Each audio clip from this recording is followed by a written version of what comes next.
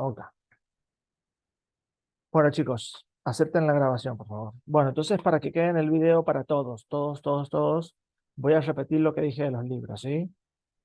A partir de este tema, de este segundo semestre, por favor, sí o sí, la bibliografía básica es Wall, Harper y Federici, ¿eh? Así que no desestimen ninguno de los libros. Van a sentir que algunos de los contenidos están repetidos, pero cada libro le da una identidad. Algunos presenta casos, el otro habla de investigación. Bueno, es muy importante porque las preguntas se van a generar a partir de esos 3 libros de texto más la clase que yo estoy trabajando con ustedes, ¿eh? Siempre en todas las materias del premédico, lo que dice el docente, recuerden que también va para la evaluación. Bueno, vamos, me gustaría que ustedes vuelquen en el chat libremente. em, ¿Cuántos, a ver, qué son los azúcares? ¿Qué entienden ustedes que son los azúcares? Cuando, a ver, cuando una persona diabética eh, dice que no anda bien de la diabetes, ¿se le ha elevado en sangre la concentración de qué cosa, dicen ellos? Le dicen, mire, doctor, tengo alta el. Glucosa. ¿Te parece que el paciente dice glucosa o dice el azúcar? Al abuelo le Claro, subió. el paciente no dice glucosa, pero es lo que se eleva. Claro, de acuerdo, pero ¿qué pasa con que esto lo ven sin ninguna duda en salud pública, esta decodificación entre el paciente y el médico, ¿no? Esta decodificación de que el paciente habla en términos generales, el azúcar, pero nosotros sabemos que tiene un nombre técnico, ¿de acuerdo? Y eso siempre es muy importante para que poder verbalizar y poder comunicarse con el médico y con el paciente, en esta relación médico-paciente. Entonces, fíjense qué interesante. Cuando uno habla de azúcar, entonces yo me pregunto, si uno habla de azúcar, me pregunto cuántos tipos de diabetes conocen, ¿no? Pueden no conocer, no es obligación que lo sepan porque estamos en el cursillo de ingreso a medicina, pero ¿cuántos tipos de azúcares conocen? O de diabetes, perdón, discúlpenme. 3 tipos. Muy interesante. La diabetes insípida, fíjense que es un evento de la hormona antidiurética. No, se llama así porque parece una diabetes, pero tiene que ver con la hormona antidiurética. Eso lo vamos a estudiar en primer año. Pero fíjense que, qué interesante la forma de expresarse que uno tiene respecto de los conocimientos básicos. Cuando uno dice, yo lo voy a tomar graciosamente, cuando uno dice, bueno, al paciente le sube el azúcar en sangre, o el chico que se desmayó en la formación de la escuela, es porque le bajó el azúcar. Si uno se quedara pegado y atrapado en esos temas, existirían tantos tipos de diabetes como marcas de azúcar hay, ¿no? La fronterita, dulce, ledesma, etcétera, etcétera, etcétera. Entonces, la forma más apropiada siempre de pensar este tema es en el concepto de hidratos de carbono, ¿sí? Que efectivamente, como ustedes comentaban, lo que se aumenta en sangre o lo que inclusive disminuye en el caso de la hipoglucemia, no olviden que cuando las palabras terminan en emia, está hablando de sangre, ¿sí? En el plasma sanguíneo. Recuerden, yo creo que en alguna oportunidad ya les he contado que la sangre entera, la sangre tal cual nosotros vemos así, cuando el bioquímico te saca con la jeringa, está formada por distintos componentes. Uno que son el componente acuoso o el componente líquido y el otro que es el componente celular eh, de la sangre. Ambos dos constituyen la sangre. En el componente celular vamos a encontrar los glóbulos rojos, los glóbulos blancos, las plaquetas, ¿de acuerdo? Y en el resto de la matriz de la sangre, de la composición de la sangre, en esta parte líquida, existen 2 conceptos, y esto le pido que lo tengan en cuenta. El concepto de suero y plasma. Eh, ¿Cuál es el suero y cuál es el plasma sanguíneo? La diferencia es bioquímica y se las voy a contar ahora y quiero que lo apunten porque no está en el libro, ¿sí? Pero quiero que ustedes entiendan que cada vez que leen en el texto que aumenta la concentración en el plasma, que aumenta la concentración en el suero sanguíneo, están hablando de el componente líquido de la sangre, ¿de acuerdo? El suero, como dice Facundo, ahí no, tiene una pequeña diferencia que tiene que ver con los factores de la coagulación. A ver, el plasma sanguíneo es todo el componente líquido de la sangre, ¿sí? En donde vos separaste por centrifugación las células. Y todo esto que quedó en sangre, con todos los metabolitos y las moléculas que están ahí, es el plasma, siempre y cuando no se haya coagulado la sangre, ¿de acuerdo? Es decir, que el plasma sanguíneo es la porción líquida de la sangre que contiene las proteínas o los factores de la cascada de la coagulación. Por lo tanto, el plasma sanguíneo es el que se obtiene cuando el profesional extrae sangre con anticoagulantes. No permite que la sangre se coagule. Por otra parte, cuando vos retirás las células o elementos formes, como dice Francesca, cuando vos retirás la célula o los elementos formes por un proceso de coagulación, porque ustedes tengan en cuenta, si yo le pongo anticoagulantes a la sangre va a mantenerse líquida tal cual como la vemos cuando extraemos la sangre. ¿Por qué? Porque no se desencadena la cascada de la coagulación. Entonces, ahí va a ser necesario con una centrífuga, un dispositivo, colocar el tubo y con una centrífuga girar, girar, girar a una velocidad suficiente y necesaria para que decanten todos los elementos formes, todas las células, las plaquetas, y el sobrenadante es el plasma. Si nosotros sacamos sangre sin anticoagulante, le agregamos un anticoagulante, naturalmente la sangre que hemos extraído se va a activar en ella la cascada de la coagulación y las proteínas de la cascada de la coagulación van a empezar a activarse y van a formar el coágulo. El coágulo es una matriz que aparenta, así si lo usáramos un ejemplo muy de casa, sería como si fuera una rejilla de cocina, ¿no? Como si fuera una red de proteínas que atrapa todas las células y se va retrayendo y se va retrayendo y se va haciendo cada vez más compacto en el fondo del tubo.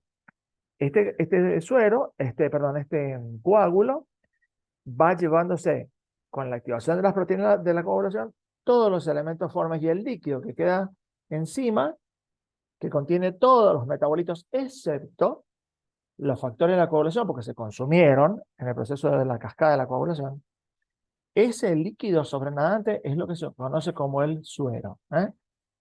Resumen, el suero es la parte líquida de la sangre que resulta de el exudado del coágulo. Es la parte líquida luego de que la sangre ha coagulado. Ese es el suero. Por lo tanto, nosotros podemos estudiar en ese suero absolutamente todos los metabolitos que tienen, pero no podemos estudiar las proteínas de la cascada de la coagulación. ¿Por qué? Porque cuando se formó el coágulo, se consumieron. ¿Está?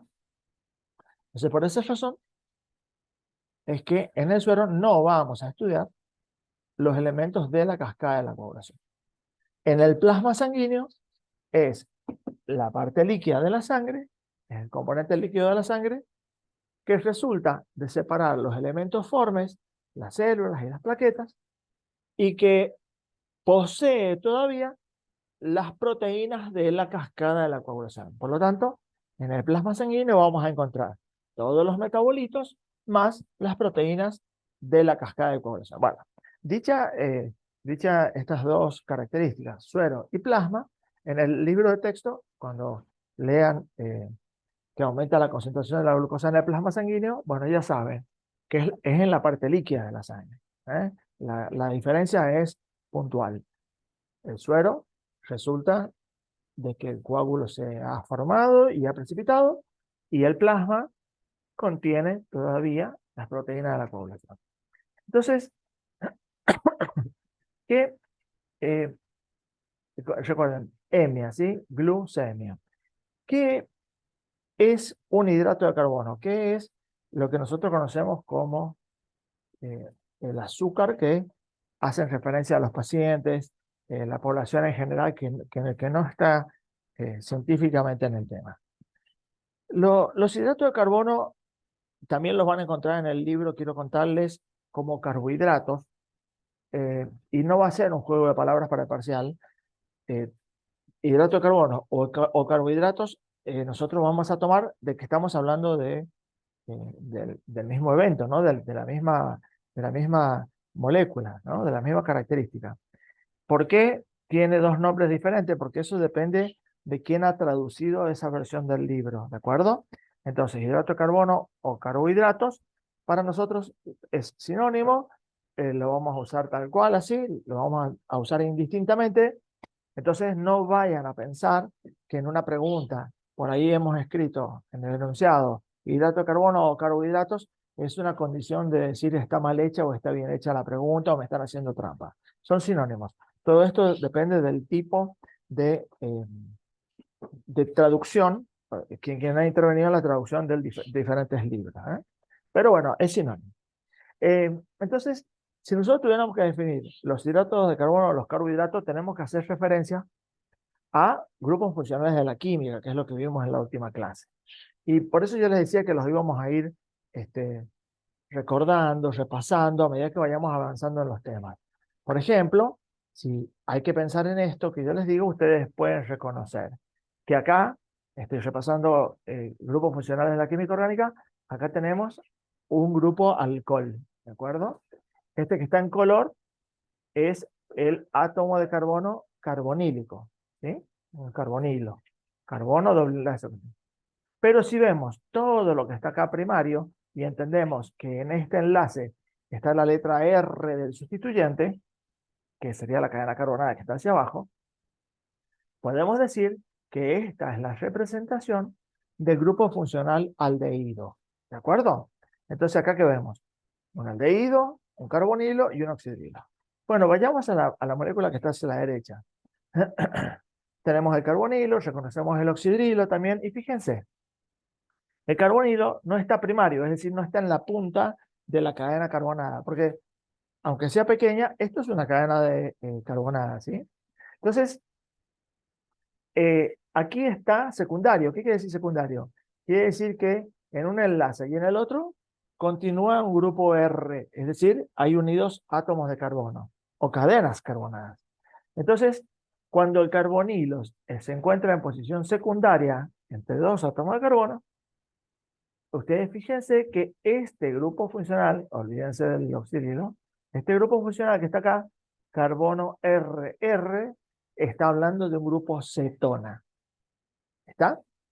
Entonces, ¿cuál es la definición de hidratos de carbono o carbohidratos? La definición es que los hidratos de carbono se caracterizan por ser moléculas de polihidroxi más de un oxidrilo o grupo alcohol, polihidroxialdehídos, o se los puede definir como un polihidroxicetona. ¿Está? Entonces, los carbohidratos se caracterizan por ser moléculas de polihidroxialdehídos y polihidroxicetonas. Estos dos grupos definen y pertenecen a la categoría de hidratos de carbono. Entendiendo que polihidroxi más de un oxidrilo, la mínima expresión, la mínima posibilidad de que vos tengas más de un oxidrilo, pero siendo la cantidad más pequeña, es la que están representadas en esta imagen que yo les estoy compartiendo. Entonces, fíjense que el hidrato de carbono más pequeño que existe es este que está acá, que es el gliceraldehído, ¿sí? Ese es el nombre general, que sería dihidroxi, ¿sí? Tiene dos oxidrilos, es la menor expresión. O también, en este otro caso, sería la dihidroxiacetona, ¿sí? Es decir, que la mínima expresión del grupo de alcoholes es 2 en la molécula, la cantidad de 2. Entonces, estos son los hidratos de carbono más pequeños que uno puede identificar desde el punto de vista de la química y reconocer como hidratos de carbono o carbohidratos. A partir de acá, las cadenas carbonadas pueden elongarse. Entonces, estos serían, digamos, la porción que está siempre inserta y es la base de todas las estructuras de los hidratos de carbono. Ya van a ver hacia dónde yo estoy apuntando. Pero acá aparece una cosa también muy interesante que quiero que tengamos en cuenta y tiene que ver con retomar el concepto de química orgánica, que en la clase pasada cuando yo hablaba de química orgánica les decía que en la química orgánica era muy importante la distribución en el espacio. Y mucho más para nosotros en la biología, eh, es muy valioso entender que las cosas tenían una forma en el espacio, que debemos pensar que las reacciones químicas suceden casi siempre como un fenómeno de la cerradura y una llave, que las moléculas pueden parecerse, pero no necesariamente ser las exactamente correctas. Y eso sucede acá, aparece acá y lo vamos a tener siempre presente. Entonces, si estamos hablando de compuestos de la química orgánica, debemos entender y comprender que cada uno de estos átomos de carbono que están acá son átomos de carbono con hibridación sp3. Entonces, cuando yo digo hibridación sp3, ustedes tienen que en la memoria rescatar la imagen de que el átomo de carbono posee 4 enlaces distribuidos en el espacio, separados a 109,5 grados cada uno de ellos, en el angular 109,5, y que esos enlaces que están distribuidos en el espacio van dirigidos imaginariamente a los vértices de un tetraedro. Un tetraedro era una pirámide de caras triangulares. Entonces, si ustedes toman ese concepto y ustedes entienden este concepto, es muy esperado que alguno de ustedes diga, bueno, profe, pero lo que está escrito ahí, a mí no me está diciendo, no me está mostrando la forma que esta molécula tiene en el espacio. Si el fundamento es que las moléculas tienen forma en el espacio, en la química orgánica, eh, verlo así, no sé, me queda como un sabor a que algo falta, ¿no? Bueno, precisamente, resulta que Fisher, que fue uno de los principales investigadores que comienza a ocuparse de la descripción de los hidratos de carbono, piensa exactamente, no sé si del mismo modo, pero piensa el mismo concepto, ¿no? Él entiende, acepta y reconoce que las moléculas en la química orgánica tienen forma en el espacio, pero cuando lo escribía en el papel, eso no se veía. Entonces, Fisher dice, bueno, yo veo el gliceraldehído y escribí, supongamos que escribió esa fórmula que ustedes tienen ahí, escribí los oxidrilos del carbono número 2, el que está debajo del carbono, este sería el número 2, este sería el número 3. Escribí los oxidrilos hacia la derecha, pero eso será importante, eso significa algo, eso representa algo. Entonces comienza a mirar y a revisar e imagina la estructura de este tetraedro. Entonces, cuando él ve el carbono número 3, este que está acá atrás, acá abajo, perdón, y se entiende que aquí está conformada una pirámide de caras triangulares, un tetraedro unido por el vértice al tetraedro que tiene el átomo de carbono número 2. Él dice, bueno, el último tetraedro puede tener libremente rotación, pero ya le voy a buscar el porqué.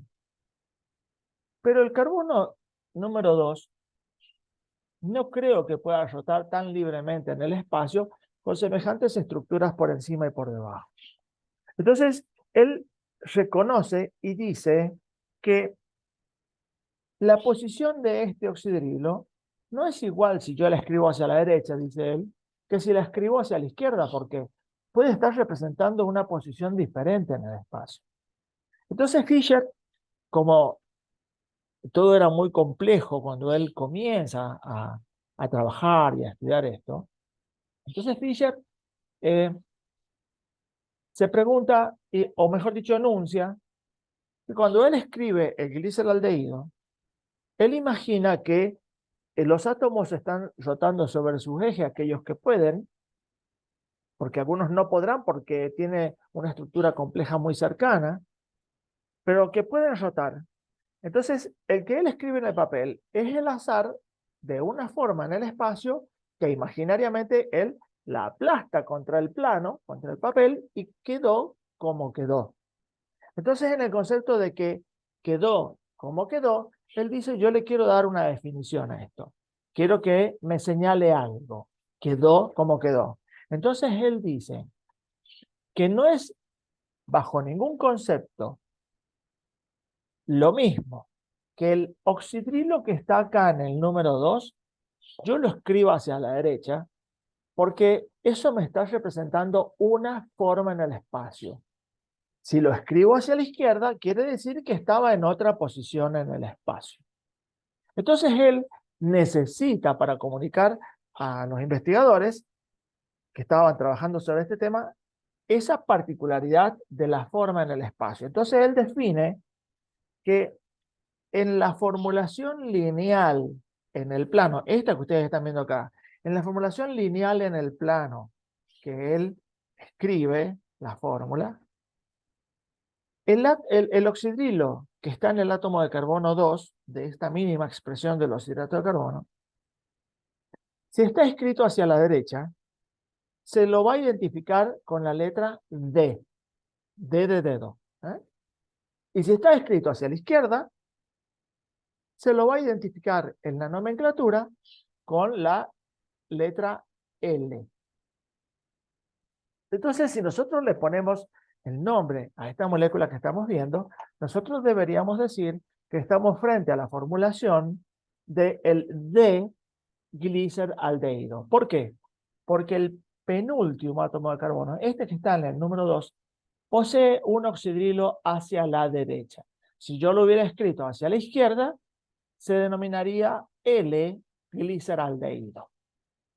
Obviamente, los extremos de la molécula rotan libremente, como acá en la acetona lo hacen, que rotan libremente, porque son pirámides que están en el extremo, por lo tanto, pueden girar sobre su eje cuando están unidos al átomo del carbonilo.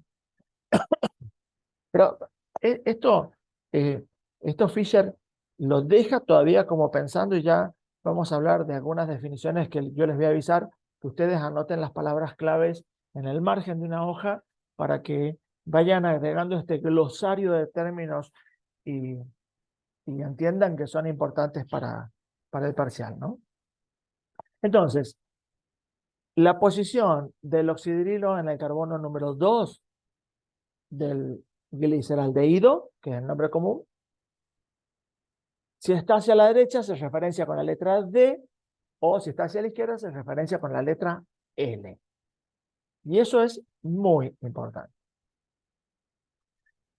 Ya voy a volver sobre ese punto, pero acá lo que les quiero mostrar, y un poco esto que les estoy mostrando, es hablar de la clasificación de los hidratos de carbono. Nosotros podemos decir que los hidratos de carbono pueden clasificarse en monosacáridos, disacáridos o polisacáridos. ¿Qué quiere decir esto? Que los hidratos de carbono pueden unirse y formar cadenas, ¿sí? Entonces, si esta cadena está formada por un eslabón, por una sola de estas moléculas, es un monosacárido. Si hay dos, es un disacárido, trisacárido, tetrasacárido, y así avanzando hasta oligosacáridos y polisacáridos. Esa sería una de las clasificaciones. Y la otra es clasificarlos, voy a volver hacia atrás, en la estructura funcional, que serían los hidratos de carbono derivados de esta aldosa, ¿sí? Osa, se usa en la nomenclatura de los hidratos de carbono. Entonces, tenemos las aldosas y las cetosas. Aquellas moléculas de hidrato de carbono que tienen como característica grupo aldehído en su estructura. Y después el otro grupo, la otra familia de hidrato de carbono que tienen como característica el grupo cetona, las cetosas. Entendiendo esto, también podemos decir que la clasificación de los hidratos de carbono va a ser de acuerdo al número de átomos de carbono que poseen los hidratos de carbono.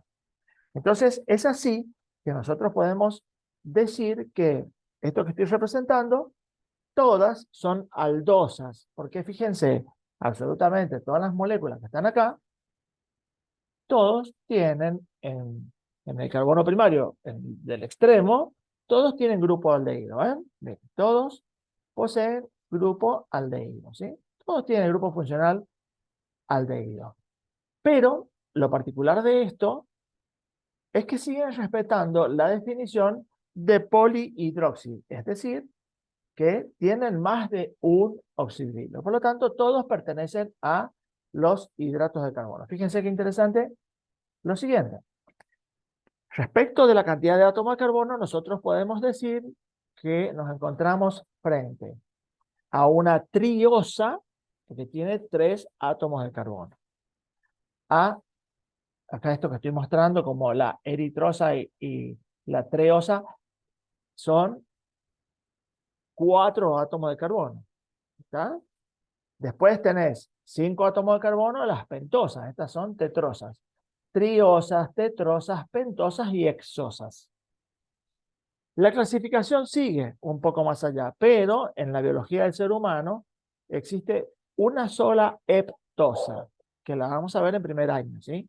Entonces, el hidrato de carbono, el monosacárido más grande o más largo que existe en el cuerpo humano, es una heptosa. De eso nos vamos a ocupar de estudiarlo cuando hablemos del metabolismo bioquímico en primer año. Pero digamos que nuestro mapa del conocimiento va a quedar referenciado en los monosacáridos de hasta 6 átomos de carbono. Si ustedes se preguntan cuáles tengo que saber, y tienen que saber todos. No puedo decir cuál es más importante o menos importante, ¿sí? Pero ustedes poco a poco se van a ir dando cuenta que los temas que vamos a empezar a trabajar son temas compartidos con biología, ¿no? Entonces miremos en ese contexto. Entonces tenemos la molécula más pequeña de los hidratos de carbono, en este caso el gliceraldehído. Ven que acá está referenciado de gliceraldehído. ¿Por qué? Porque el penúltimo oxidrilo, el penúltimo, está escrito hacia la derecha. Entonces, si ustedes se fijan, ¿por qué uno dice que, mira, los hidratos de carbono derivan de estas moléculas pequeñas? Porque si ustedes prestan atención en toda esta matriz de moléculas que están acá, fíjense que esta molécula, la mayor proporción de ella, que está incluida en todas las otras. ¿Y cuáles son? Son los últimos dos átomos de carbono. ¿Eh? Entonces, el gliceraldehído está incluido acá, y en cada una de las moléculas está incluido en el último y penúltimo átomo de carbono. Entonces, si todas estas moléculas que están representadas acá tienen el penúltimo oxidrilo, como el gliceraldehído, el penúltimo oxidrilo hacia la derecha, todas van a recibir la denominación D y el nombre del monosacárido. D, ¿por qué? Porque el penúltimo oxidrilo se encuentra dirigido hacia el mismo lugar que el del D-gliceraldehído. Entonces, como acá todas las moléculas que están en este gráfico tienen el penúltimo oxidrilo a la derecha, todas ellas en su nomenclatura van a ser D y el nombre del hidrato de carbono. Entonces, clasificación por la cantidad de átomos de carbono es esta que tenemos acá. Y bueno, veamos algunas moléculas de hidrato de carbono de interés. Fíjense, miren, la desribosa. La ribosa ustedes la reconocen si recuerdan, por ejemplo, la estructura del ADN y del ARN, ¿sí? Entonces, ácido ribonucleico y ácido desoxirribonucleico. Entonces, la ribosa, el hidrato de carbono que forma parte de esta estructura tan compleja como es el ADN o el ARN, bueno, se trata precisamente de esta molécula con o sin un oxígeno. Si está hacia la izquierda, Francesca, es la letra L, ¿de acuerdo? La L en mayúscula.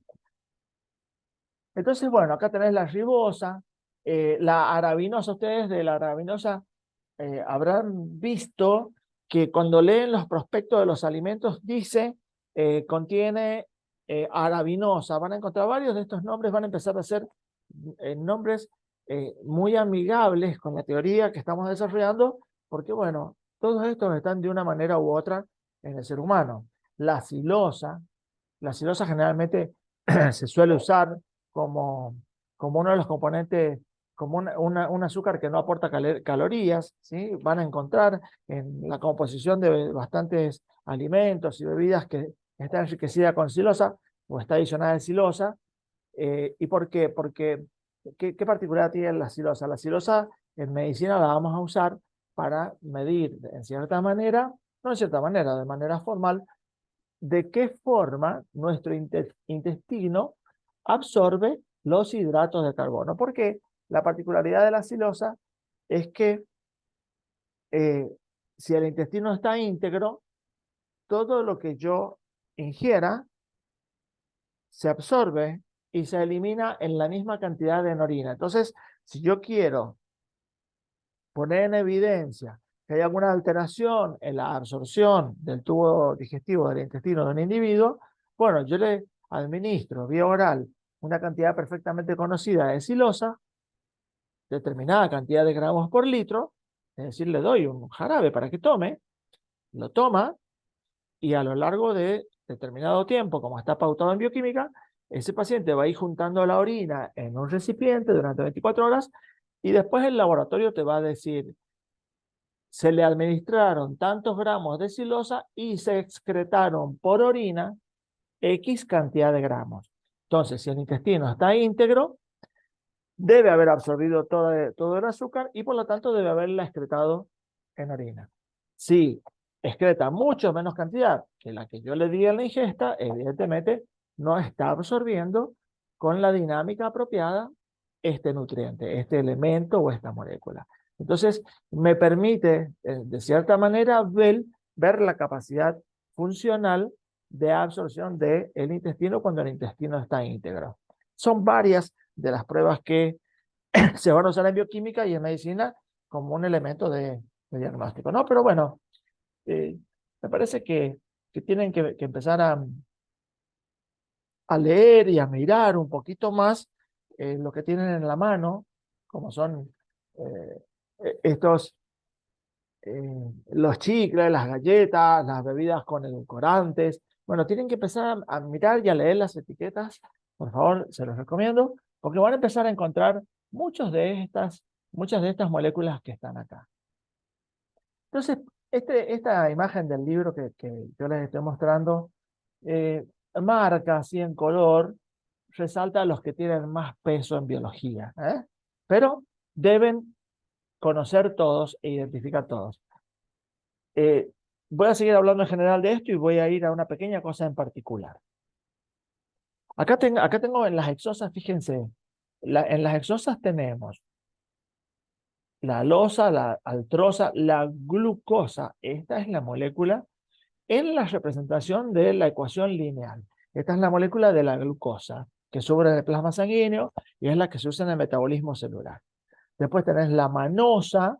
La manosa es una unidad, es un monosacárido, que es muy especial y muy interesante cuando en la estructura de las glucoproteínas o de los glucolípidos, cuando se encuentra en el extremo de estas cadenas de polisacáridos, generalmente la manosa es un indicador para nuestro sistema inmunológico de que esta célula está identificada de que pertenece a otra especie. ¿Sí? Generalmente se puede decir que la manosa en el extremo de una glucoproteína en membrana marca la diferenciación de las especies. Entonces, cuando vos recibís un órgano trasplantado, nuestro sistema inmune detecta que la manosa está en el extremo, dice, esta célula no pertenece y no es propia, pertenece a otra especie. Es un tema bastante interesante que vamos a hablando al final del capítulo de hidrato de carbono, pero mucho más lo vamos a trabajar en detalle en primer año, la identidad celular que tiene que ver con los hidratos de carbono. Ya vamos a ver, Francesca, de las 6-fosfato y todas estas cosas, ya las vamos a hablar un poquitito, pero nos vamos a ocupar muchísimo, muchísimo en primer año en el metabolismo, ¿sí? Entonces, bueno, vieron que acá está la glucosa, bueno, hay un montón, la galactosa, fíjense, la galactosa es uno de los monosacáridos que forma parte de un disacárido muy importante, que es el que se encuentra en la leche, la lactosa, que también está en la leche materna, en la leche vacuna de distintos animales. En la leche se encuentra la galactosa como el componente del disacárido lactosa. Ya vamos a ir a hacerla. Recuerden que, bueno, acá siempre hago el mismo comentario, ¿no? Cuando uno dice, ah, mira, estoy tomando leche de soja, estoy tomando leche no sé, de otra cosa vegetal, leche de soja, leche de almendras, creo que también uno compra o pide en estas casas naturistas o vegetarianas, pide leche de almendras, leche de soja. Chicos, perdón, no es leche porque no posee lactosa. ¿Que tiene el aspecto? Sí, pero simplemente no es nada más ni nada menos que jugo de ese grano, ¿de acuerdo? O sea, el jugo el jugo de, eh, de almendras, este jugo de soja, no es nada más que eso, ¿sí? No es leche. Por favor, eso lo sacan del vocabulario. Así que por ahí ya van a ver que a medida que vamos avanzando, nos atraviesan estos conceptos de los vegetarianos, nos atraviesan estos conceptos de los veganos. ¿eh?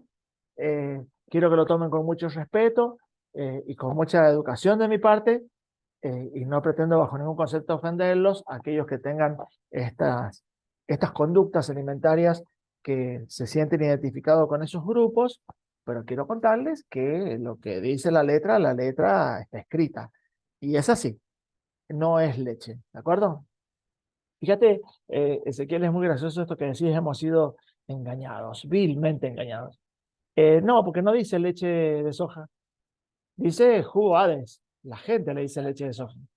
Hay que leer bien hay que leer la caja. Y también los invito, por favor, a que lean con mucho criterio y encuentren algo que parece muy loco, que es eh, estos envases de estos productos de los porotos de soja.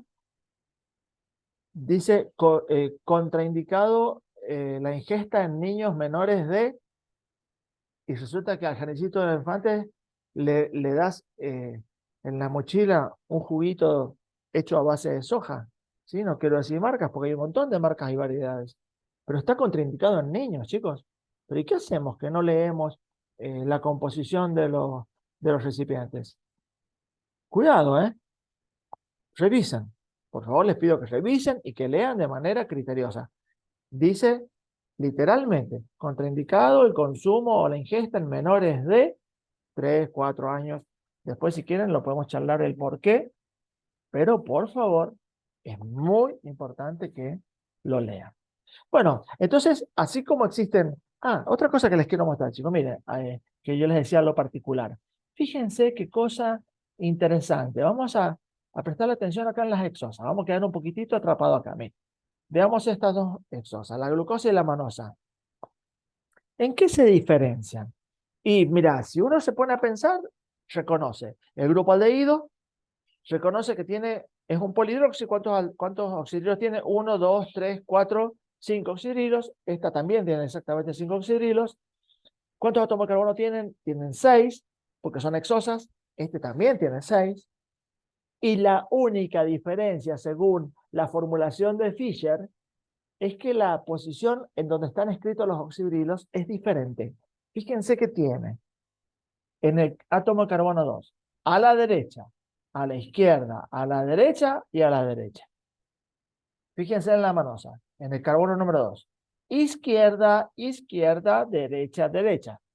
O sea que estas moléculas son hidratos de carbono diferentes porque esos oxidrilos en la formulación lineal están escritos en una posición distinta. Quiere decir que la glucosa y la manosa, entre todas las que están ahí, se diferencian por la posición del oxidrilo. Que eso significa que en el espacio están orientadas hacia lugares distintos. Cuidado con eso, ¿está?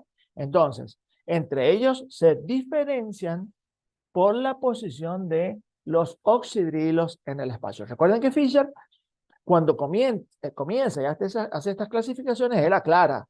Cuando yo escribo la fórmula de manera lineal, imagino que en un instante la aplasto y quedó como quedó. Sí, bueno, bárbaro, excelente. Y que lo que queda hacia la derecha significa algo, significa una posición especial en el espacio, y lo que está escrito hacia la izquierda significa otra posición distinta en el espacio. Entonces, en la formulación de Fischer, que estén a la derecha o a la izquierda, significa muchísimo. Es más, entre ellos, toda esta plantilla de moléculas que está acá en la imagen que les estoy compartiendo, si ustedes observan, van a ver que entre ellos se diferencian solamente por la posición en la que están representadas los oxidrilos. Sin ninguna duda, Rocío, vos, que me preguntás que si el hecho de que la posición sea diferente, sin ninguna duda significa que son moléculas totalmente distintas, que pueden cumplir roles totalmente diferentes y que para el metabolismo una sí encaja en las vías metabólicas y otras no va a encajar nunca. Vuelvo otra vez a lo que les digo, la forma en el espacio aplica imaginariamente el modelo cerradura-llave. Se pueden parecer, pero no es la llave correcta que gira el proceso químico o bioquímico exacto que se está buscando. Todo esto tiene que ver con la especificidad espacial que nuestro sistema biológico tiene para las moléculas. Bueno, no quiero quedarme atrapado acá. Miren, sigamos. También existe exactamente una matriz del mismo tipo a partir de las cetosas. Entonces tenés la cetosa del dihidroxicetona, tenés tetrocetosas, pentocetosas y exocetosas, ¿sí? Es decir, todas tienen el grupo funcional cetona, ¿de acuerdo? Entonces, este grupo funcional cetona está inserto en la molécula. Pero fíjense que siempre hace referencia a que en el penúltimo oxidrilo, por la formulación de gliceraldehído, el penúltimo oxidrilo es el que define si va a ser la molécula D o la molécula L. Porque en este último lugar es donde mejor encaja la estructura o la imagen del gliceraldehído, ¿sí? En particular, estos son cetosas. Bueno, acá están las ribulosas, que ya lo vamos a ver. Y miren, la fructosa, que uno dice el azúcar de las frutas, la fructosa. Bueno, ya vamos a hablar, esta molécula, la fructosa, esta hexosa, es la que también se usa en el suero. ¿Vieron que cuando uno lo internan, cuando un paciente lo interna, le colocan un suerito que son de diferentes colores? Bueno, este sachet que te colocan en vena, uno es simplemente solución fisiológica, es decir, una solución salina con cloruro de sodio isotónica con igual cantidad de solutos que el plasma sanguíneo, ¿sí? Eso es el suero, que te hidrata y te aporta sodio y potasio, ¿no? Pero después al paciente se le acaba ese y le ponen uno que tiene un color diferente. y lo van rotando. Bueno, y le dicen, le hemos colocado un suero dextrosa. Dextrosa de la letra D, y osa con hidratos de carbono. Bien, ¿qué hidrato de carbono está contenido en ese sachet, en ese líquido? Es una solución isotónica, fisiológica, que contiene un hidrato de carbono, osa, por eso es dextrosa, osa de hidrato de carbono. ¿Cuál es el que contiene? La fructosa, ¿de acuerdo? Entonces, cuando al paciente le colocan un suero y se lo cambian de otro color y vuelven otra vez con un suero y otro color igual, bueno, cada vez que le cambian el suero, le colocan uno que aporta un hidrato de carbono como una fuente energética, inmediata, fresca, muy fácil de disponer por parte de las células, que precisamente es la fructosa. Nosotros en primer año vamos a estudiar el metabolismo de la fructosa. Hay una cosa muy particular, que si les interesa como un aporte, es que hay algunos chicos que se preguntan por qué directamente no le colocan siempre un suero con fructosa. Bueno, porque la administración crónica de la fructosa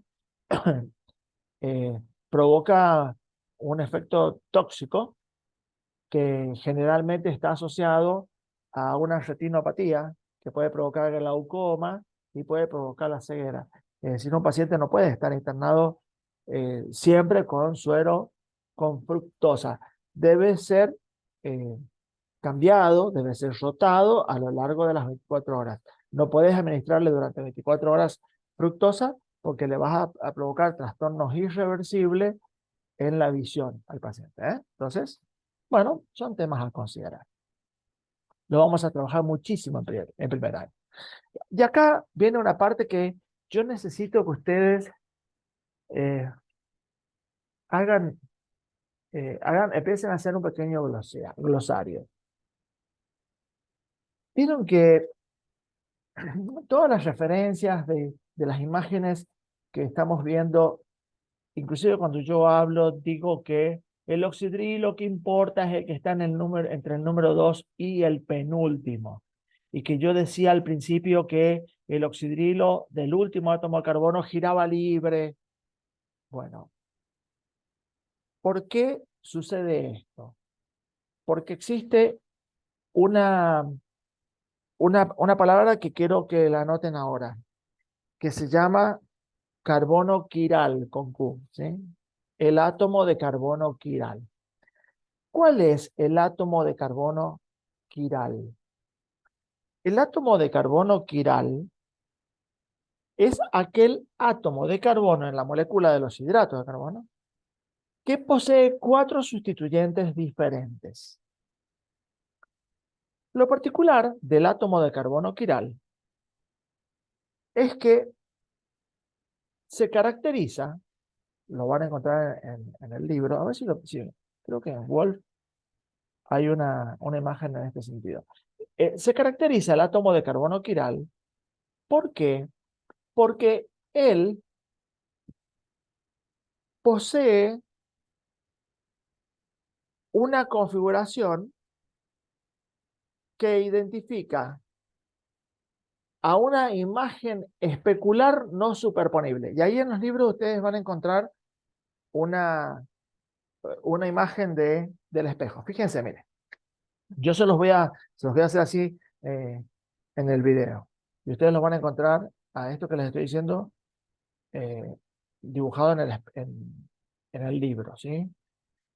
Un átomo de carbono quiral, por definición, es un átomo que tiene 4 sustituyentes diferentes. El átomo de carbono, en sus valencias, tiene 4 cosas distintas. Cuando esto sucede, es átomo de carbono quiral y por lo tanto tiene una imagen especular, una imagen en el espejo no superponible. Miren, las manos, nosotros podemos decir, si tomamos a la palma como referencia, podemos decir que las manos son quirales. ¿Por qué?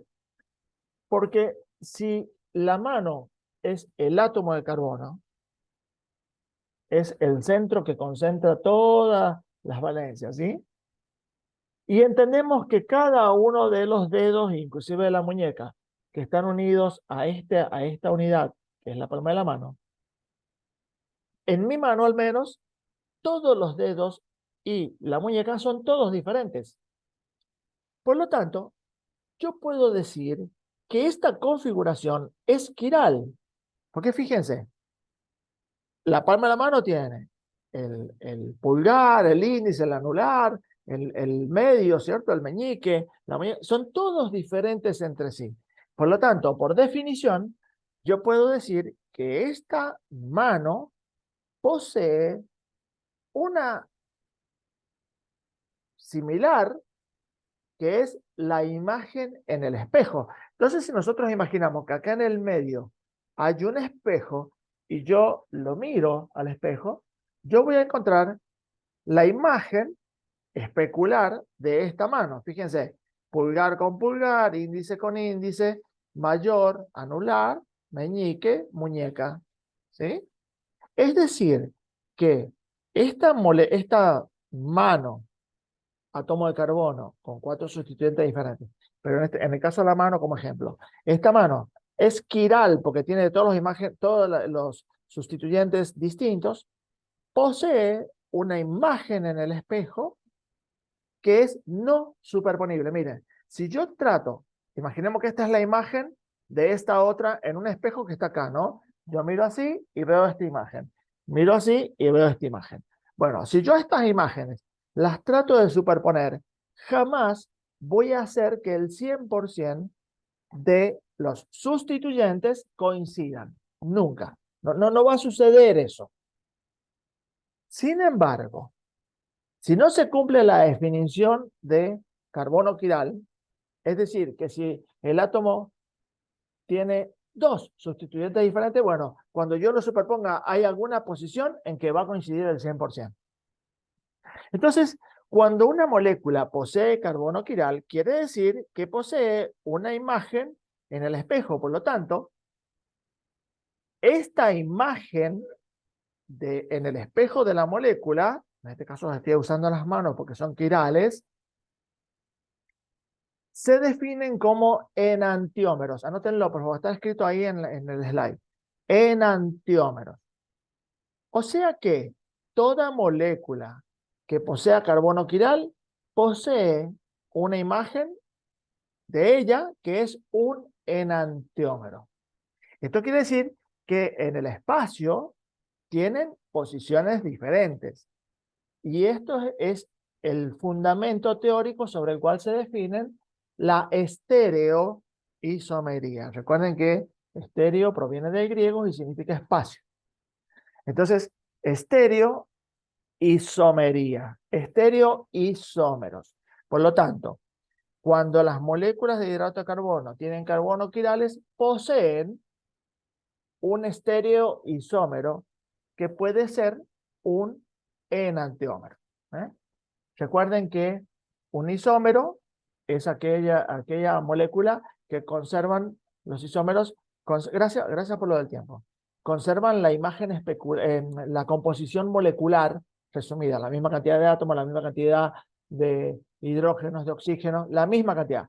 Son isómeros entre sí porque la fórmula resumida es la misma, pero la organización en el espacio es diferente. Pueden ser isómeros de grupos funcionales, pueden ser isómeros de cadena, depende de cómo se organizan estas moléculas. En la suma de átomos son iguales entre sí, pero en su estructura son diferentes. Bueno, acá aparece algo importante que en química orgánica, en hidrato de carbono en particular, el concepto de la estereoisomería. Entonces, si nosotros miramos esta representación que está acá, bueno, muchos de ellos entre sí van a ser enantiómeros, ¿sí? Porque van a tener la imagen especular no superponible, y entre todos ellos, entre todas estas hexosas y todas estas pentosas son estereoisómeros. ¿Y cuántos carbonos quirales posee esta hexosa? Y miren, este átomo de carbono en el enlace que va para arriba tiene el grupo aldehído.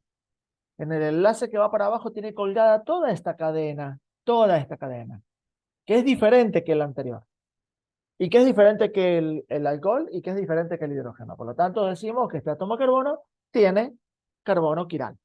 Es un carbono quiral.